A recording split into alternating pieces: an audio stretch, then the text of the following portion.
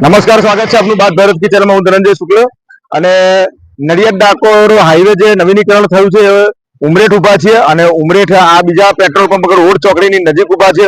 આ તમે ડિવાઈડર બનાવવાના બાકી છે જે તે કારણથી, પણ ડિવાઈડરની જગ્યાએ જે આ મૂવેબલ ડિવાઈડર મૂક્યા છે આરસીસી ને. તમે જોઈ શકો છો કે ડિવાઈડર એક ટ્રક વાળા જો એક્સિડન્ટ થયો હતો ડિવાઈડરને કારણે ડિવાઈડર આવું થઈ ગયું છે આડું, અને આ ડિવાઈડર આડું થવાને કારણે બીજા બે ફોર વ્હીલર આની સાથે અથડાયા છે.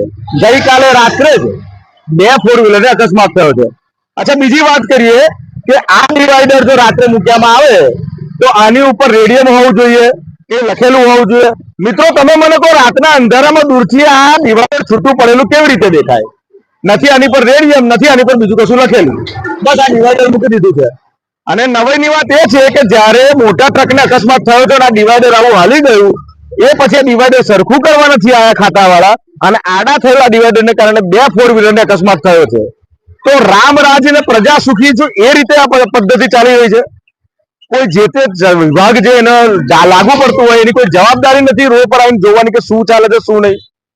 અને ચોક્કસ આપણે કહીશું કે આ રોડ ખાતાના અને બાંધકામના ખાતામાં નીતિ નિયમોમાં આવે છે કે કેમ, એ તમે દર્શકો મને કહેજો કોમેન્ટ કરીને કે આ નિયમમાં આવે છે કે નહીં.